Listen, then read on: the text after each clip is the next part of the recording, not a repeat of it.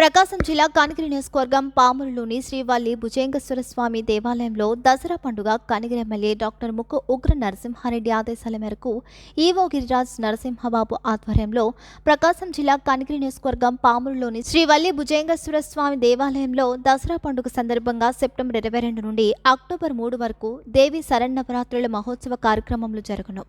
శ్రీవల్లి భుజంగేశ్వర స్వామి దేవాలయంలో ఉభయదాతలు భక్తుల సహకారంతో అంగరంగ వైభవంగా ప్రత్యేక పూజా కార్యక్రమాలు జరగను. కావున భక్తులందరూ కూడా ఈ కార్యక్రమంలో పాల్గొని స్వామివారి కృపకు పాత్రులు కాగలరని ఆశిస్తున్నాము. అందరికీ నమస్కారం. మన పామూరు గ్రామంలో వేంచేసి ఉన్న వల్లి సమేత భుజంగేశ్వర స్వామి వారి దేవస్థానం నందు ఈ రోజు నుంచి దసరా మహోత్సవాలు ఎంతో అంగరంగ వైభవంగా ప్రారంభించడానికి శ్రీకారం చుట్టాము. ఇవాళ పాడ్యమి నుంచి 3వ తారీఖు ఏకాదశి వరకు ప్రతిరోజు కూడా అలంకారాలతో అమ్మవారి ప్రతిరోజు అలంకారాలతో అమ్మవారు దర్శనమిస్తారు. అట్లాగే 2వ తారీఖున పారువేట గ్రామోత్సవం ఎంతో అంగరంగ వైభవంగా కోలాటాల మధ్య అట్లాగే తీన్మారు కోలాటాలతో స్వామివారి గ్రామోత్సవం మన పామూరు మాడవీధుల్లో జరుగుతుంది.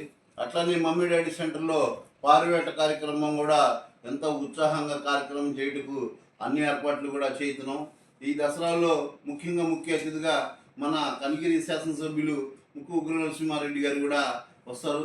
తర్వాత ప్రతిరోజు కూడా స్వామివారి అమ్మవారికి ప్రసాదం నివేదన తర్వాత ప్రసాదం వితరణ జరుగుతుంది. కాబట్టి 50 మంది భక్తులు కూడా దసరా మహోత్సవం పురస్కరించుకొని మన అమ్మవారిని దర్శించుకొని తీర్థ ప్రసాదాలు తీసుకుంటూ స్వామి అమ్మవారి కృపకు పాత్రలు కాగలరు.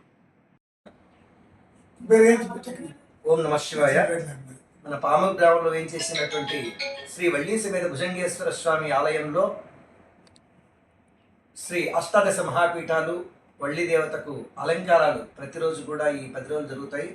22 అంటే ఈ రోజు నుంచి మొదలుకొని 3వ తేదీ వరకు కూడా ఈ కార్యక్రమాలు జరుగుతాయి. ప్రతిరోజు కూడా అలంకారాలు అమ్మవారు అలంకారాలు ప్రత్యేక పూజలు జరుగుతుంటాయి. ప్రతిరోజు కూడా ఉభయదాతలతోటి పూజలు జరుగుతాయి. కాబట్టి అందరూ కూడా భక్తులందరూ కూడా వచ్చేసి అమ్మవారి యందు అనుగ్రహం అమ్మవారికి పూజ చేసుకొని అలాగే అమ్మవారి అనుగ్రహం పొందవలసిందిగా కోరుతున్నాం.